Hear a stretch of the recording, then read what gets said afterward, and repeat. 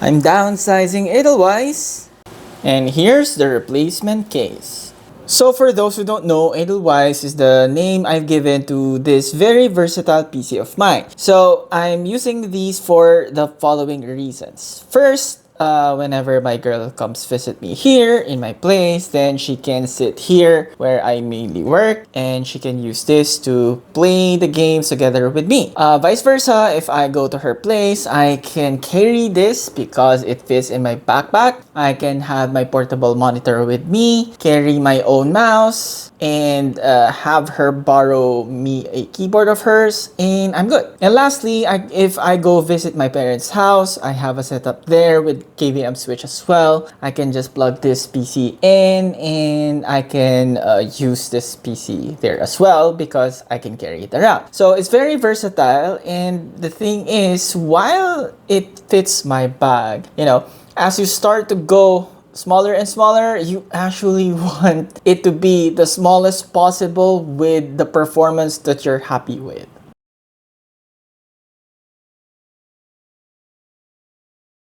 This will be divided into 3 parts. First are the case pre-prep. Second, the build order. And by you, for the build order, it will have its own pre-prep for each part most of the time, so be notiful of that. And last but not the least are the general tips and things I want to share and I think you should know.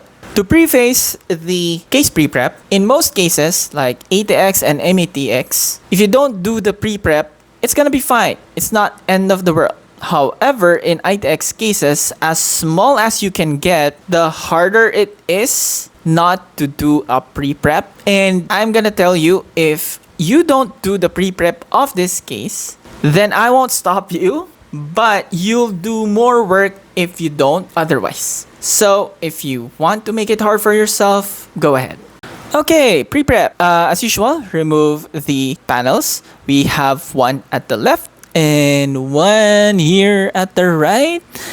They're magnetic and they're very strong magnets. Be warned, if you're using your nails, it might break them, and I don't want to. I know how it hurts. It has not happened to me yet, and I don't plan to. So kindly support your nails with something else, just for precaution. Now, once you remove the panels from the left and the right, you will be greeted with frames. They are frames found in the edges and corners. So you have a single piece for the left and you have 2 pieces at the right, one at the top and one at the bottom. Now, in order to remove the single piece frame at the left, you will only need to unscrew 3 stuff. They're no in particular order. You might think they're just at the corners. They're not.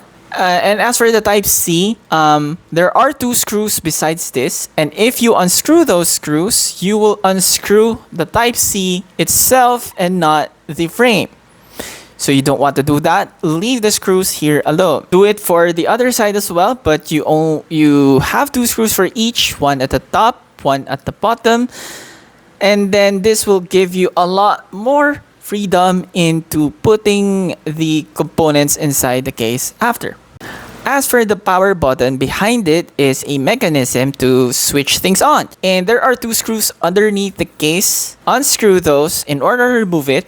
And what this does is it gives you way more freedom once you put the Flex PSU from the left side towards the center. And if you have a lot of cables, which you'll most likely have, especially for the motherboard, not removing this will really hinder you and it will be an annoyance. Now, as for the button itself, because this button just presses another button, you are free to let it stay, which I did. But if you're the type of person that loses things easily, like me, but I did not, you can keep it away just so you'll know where to find it after. And again, in my case, it didn't lost, so I'm fine.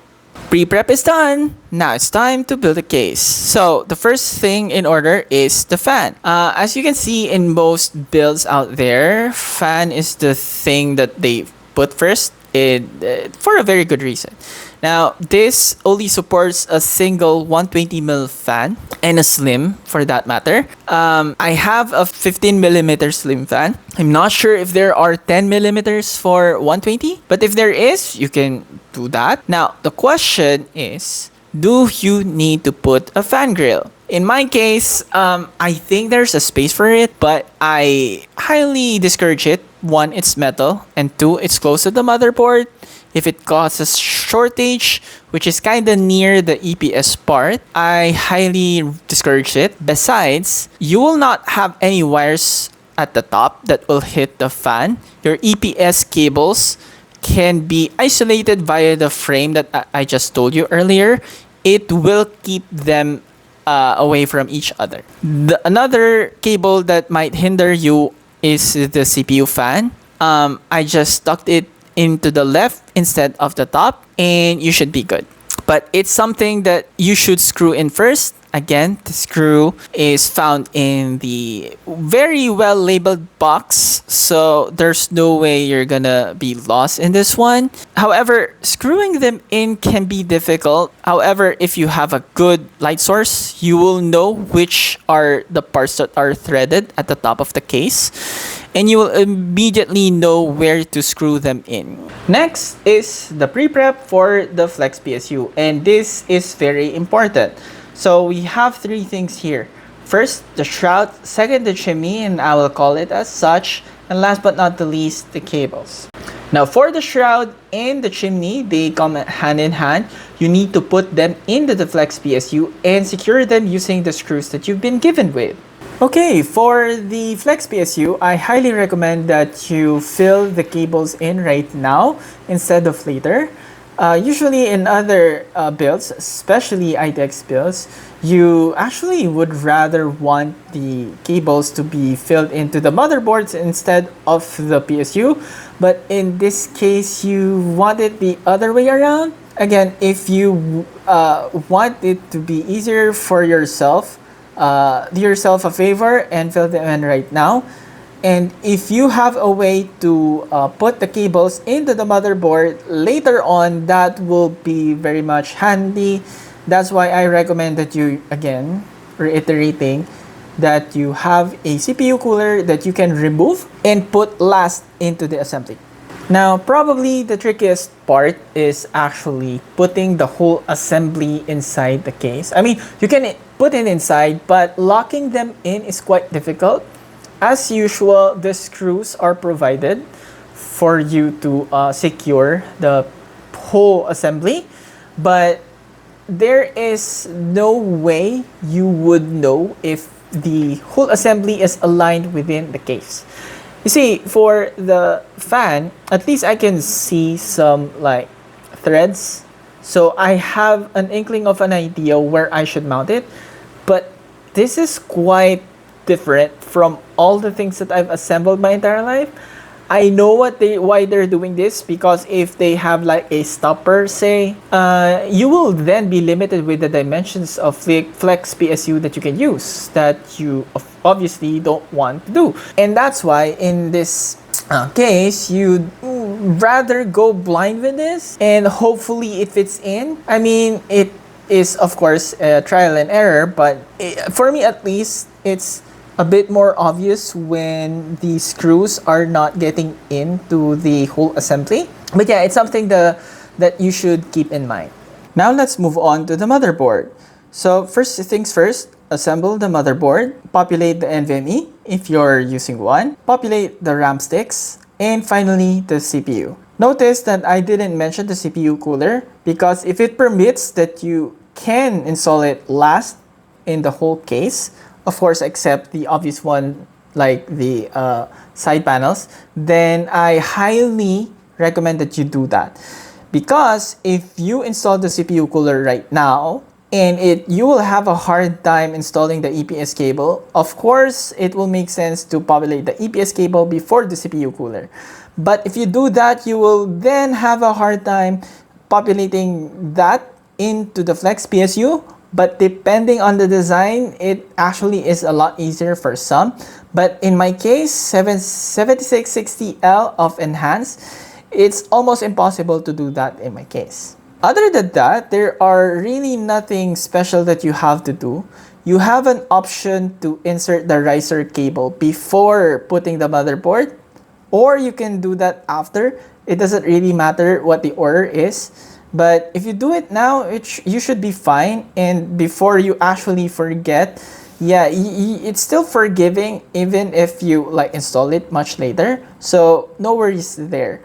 As for the standoffs, you don't have to do anything special, at least in my build, which is straightforward, which I imagine is the most for everyone anyway. And last but not the least, for the cables, if you think that you have to install the power button, the Type-C header and stuff, I don't think you have to. But of course, mileage might vary. If you have a motherboard that will make it difficult for you, I won't stop you. But my motherboard is seemingly not the best layout out there. And I think I still have space. So I don't think it will be a problem for most people anyway. So don't stress yourself too much. Okay, just put in the motherboard, screw them in. Personally, I don't screw the upper left because that's where the EPS cables are much near. For the most part, in ITX cases, I really can't install the screws there. But here, since I actually can do that, even if I do have that power, I chose not to because I'm fine without screwing it in. And I can see, even though I have light, it's just an excuse. I'm just too lazy to do that. So whether you follow me or not, up to you. Now, before we move on to the GPU, if you haven't actually inserted the riser cable into the slot underneath, then this is now the time to do so. And if you have done that earlier already, now is the time to actually plug it in to the PCIe lane of your motherboard. Remember the assembly behind the power button that we removed, so we'll have more space for attaching the Flex PSU. Well, here's the thing. I personally would recommend that you add it in right now. If you happen to install the GPU much earlier than this, it's not the end of the world. You can do whichever order you want. It's just that from personal standpoint, it's something that I tend to forget all the time. So I would do this before the whole attaching the riser cable at the back. Now's the time to secure our riser cable. Once you attach it in the motherboard side, all you have to do is screw it in behind it. However, this is something that might trip you off. In my case, there's only one standoff and on the left side of the riser cable. On the right side, there's none. While seemingly there are enough screws so you can secure both, it's just tripping that there's nothing on the right. Here's the thing. It's not required to even secure this cable here. As the name suggests, it's secure, but it can still work. For example, I can force myself to put an SSD inside this case for as long as I have enough cables, for example, SATA data cable and SATA power, it will work. I don't need to screw it in. This is the same for the riser cable. But of course, for a seemingly premium case, you would think that you should secure both, right? Well, I've seen another build video and he was not able to secure his. There's actually no standoff here and I think it's by design. As to why, I don't know. I just imagine in some case, okay, there's an ITX that I actually am able to secure both, but there are times that I only secure one because it gives you the flexibility to adjust the GPU. And I think that is valuable anyway, so probably by design they did not. Now, if you're gonna look at the tray that it comes in, they don't actually give you a standoff so you can secure the right side. So I guess this is by design. Now, why you can't screw the right side in, the GPU is screwed in more ways than like the normal. The usual stuff is you secure it behind the case, and that is like the typical. However, you have the ability to screw in the GPU using this small thing. I don't know how to call this. Now, it's not the end of the world if you don't screw it in here, but it will feel less secure than anything if you don't screw this in. So might as well do that. And to be honest, an unpopulated screw hole is making this case ugly, so I highly discourage that. We're about to finish up, so let's put in the cables. Now let's put in the EPS, the motherboard, the power cables, which unfortunately they don't come with like pre-assembled header.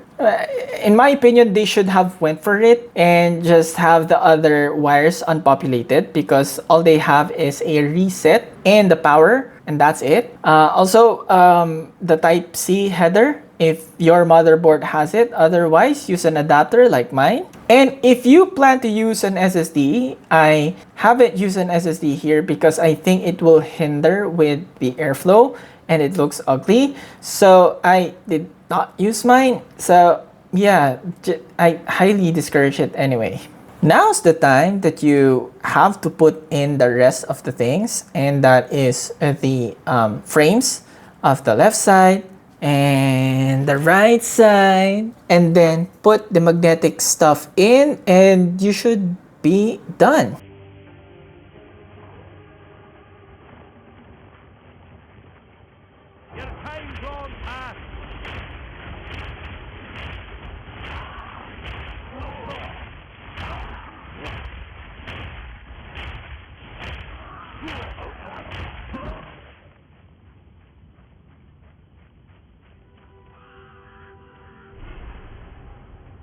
This being feels ancient. What binds them here? There is a battle menu. I'll wait here. The old magics will protect me.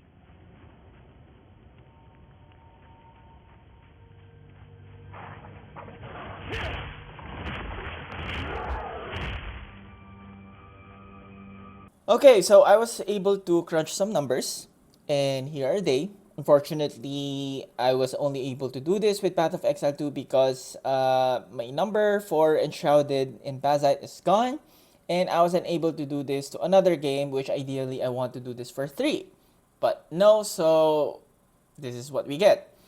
Also, before we review each line, I would like to tell you some information and guide you how to read this information that you see here. So first, the number to beat here is Bazzite. So this is our point of comparison. Also, my 6800 XT here is using a better thermal interface. It is using a PTM something something for the GPU die, and was using Upsiren thermal putty for the VRAM, which made it significantly better. Also, if your numbers here is way different than into Windows, that is not only you, it is for me as well. So when I use this same card with better thermal interfaces in Windows, it runs a lot hotter despite, you know, like the same overclock settings that I have for both systems. So there you go. Also, we have here the performance delta, which just tells you how much less performance we have from our original, which is this for Bazzite. So again, the columns I think are self-explanatory. So yeah, let's move on to the numbers. Okay, let's start with the first one, which is highlighted in gray. So this is the vanilla. So once CacheOS is installed, I installed Steam, mounted my gaming drive, which is the same with Bazzite's. And then after installing Steam, I pointed that gaming drive there, and all my games are suddenly good to go. I don't have any custom fan curve, nor I did any overclock or undervolt in my GPU. Again, just vanilla. So here are the numbers. So the average FPS went down, so from 175 from 6800 XT to 131. And that is a whopping 25% decrease in performance. Typically, it should just be 20%, but yeah, it's a big dip. But remember, these have OC settings, while this does not have any. And another thing that you might notice is that the temps of the GPU is worse. 73 to 74 for the average, and the peak is an average higher. But you have to remember what I said earlier. This has better thermal interface, has custom fan curve, and also the case is different. So there's that. So moving on to the second, highlighted with yellow, is when I started to add some GPU settings and tweaked it. So I started with a modest minus 40 voltage offset, which is an undervolt. Added some clock speed, so plus 220, which is in a more aggressive end. Typically, you would want to start slow by adding 50, 100, 150, and so on, increments of 50. But I went on ahead with 220. And last but not the least, the wattage for the power usage is increased by 10%. So the default is 160, so 10% of it is 16. So total of 170. For LICT settings, allow me to show you the VRAM. So the VRAM settings are this all throughout. Okay, except this, I accidentally scrolled wheel. So this is it. So it's the same for every tests, just so you know. Okay, so for the initial tweak, we expectedly increased our average FPS from 131 to 148. The 1% lows also increased. Went better. And the temps, despite gaining FPS, is now lower. So amongst all the tests that we've done, this is like the best performance delta that we've gained. So only 15%. However, that doesn't tell you everything yet. Allow me to explain. So you see, if we have 1% lows here, the 0.1 and 1%, this is just the average of like the 1%.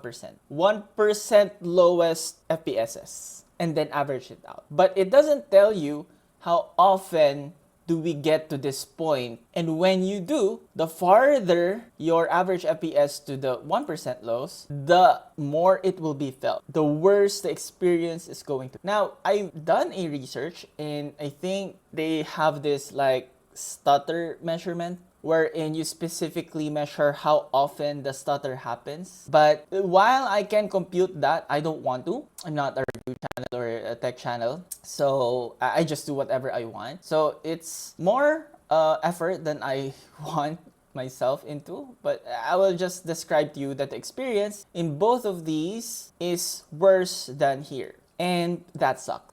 For Bazzite, there are, of course, like dips, but it doesn't happen often. The experience is way better in Windows for sure, but it's not bad that like I feel like it's unplayable. At least this is playable, but the experience is worse. Okay? Just remember that. And as you can see here, the color of the rows are orange, which usually means it's worse. So let's move on to the next. Okay. For the third test, what I did is I increased the voltage offset, the undervolt, to -80. I tweaked down the power usage limit down to only 170 because there's a test that I've done, not included here, wherein the temps went skyrocket up to 98. And it's almost sustained, and I don't like it. So I took this down, and especially this voltage offset. And you notice that I'm using Bohr. So Bohr is a kernel that is supposed to make your games better. Now, of course, it's an oversimplification. To be honest, I don't know the in-depth of this because it's a rabbit hole. If I would have to understand kernel in such a way that I'll understand the each and every concept and details of Bohr, then it will be a separate video itself. And I don't want to. I don't think I'll ever be qualified to talk about that. So, just to oversimplify, Bohr is a better kernel than Wayland, and this is meant for gaming.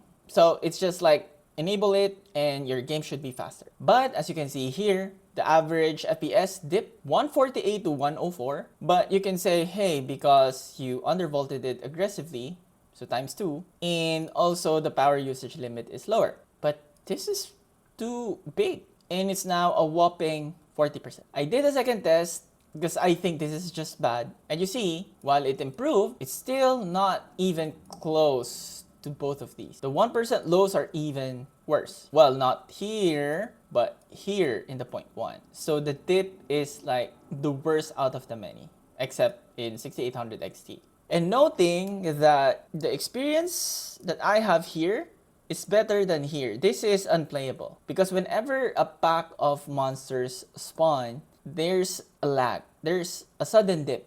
And it's 100% whenever there's a new pack. There is a setting in POE2 to better manage this, and it doesn't work. Not only I enabled Bohr here, but I did tweak some more settings that I can do with CachyOS to improve. But this is what I get. A worse experience. Not only in numbers, but also in experience, which I think is just like mind-boggling. However, I discovered that there's actually an explanation for this. So context. In my Bazzite, I have three gaming drives. Three drives. One gaming drive, which is shared between Windows and Bazzite, OS drive for Bazzite, and OS drive for Windows. Though the gaming drive is formatted around like 1.6 gig of it is formatted as ext4, and the rest is something that Windows can read. ext4 is good in a sense of it saves a lot of space and it is the most lightweight. But one, board doesn't like it, or it's not like really slowing it down just because, but board prefers BTRFS if I'm not mistaken. So what I did is in these tests, I moved the gaming drive, the game POE2 from this Gen 3 drive to a Gen 4 drive, and it's formatted as PTRF. As for the gaming drive, I'm using NM610 if I'm not mistaken from Lexar. It is a Gen 3 drive and DRAM-less. The problem with this and some more cheap NVMe drives is that when they go 50% or more in terms of like how full it is, they'll slow down. As a matter of fact, it's a lot slower than an SSD, which is weird because it is an NVMe. Even the supposed slowest Gen 3 drive should still be faster than the fastest SSD because of like the bandwidth. We have a limit with the SATA, which is the connection that SSDs use, as compared to a direct PCIe line connection. But of course, if the drive is like cheapening it out, then yeah, probably it's gonna be a lot slower. So that's the main problem, my drive. But you're gonna think, okay, if the drive is a problem, then why does Bazzite is okay with it? Well, like I've explained earlier, probably Boar does not like ext4. Or probably I have more games now than the last time. Because when I'm loading POE2 recently in Bazzite, while the game is fine, it stutters sometimes, the loading times takes about a minute. So when I open the game, when I log in, and then finally when I choose a character. So those are like at least 5 minutes in total just so I can, and it sucks. So when I transferred this in the first test, again, same everything, just in a better drive, while the performance dip, at least this is a lot better than here. And you can see here the 0.1%. This is probably bad data because whenever you die, depends on the game that you have. When you are in a loading screen, it either caps the FPS or it like goes to a ballistic 1000 FPS because like it doesn't, you know, like load anything except the map. And so it is in the background, so it can focus more in like drawing as much FPS in a static picture. So you know what I mean. But in POE2, you will notice that your FPS will dip whenever you're in a loading screen. Since I died, you have here 38, but it's not really like the experience that I've had. So the temps stayed relatively the same within margin of error because the settings are almost the same across the board, while the FPS is like 34% less performance than this I can say is a way better experience than Bazzite. And last but not the least, I did a 250 clock speed increase instead of 220, so plus 30. And I went back to 176 because I already have a custom fan curve here. And look, it actually improved, but this is just within margin of error. And I gained some few FPS, but as you can see here, the 1% lows are more stable. And I can say that this is the best experience I've had comparable to a Windows one. This is fine. This is the best. Now, you would argue, what if I use BTRFS for Bazzite as well? Or not really. What if I like move the game to a better drive for my Bazzite? Would I have a better experience? I have no doubts that I will have. However, I do expect that this FPS will decrease.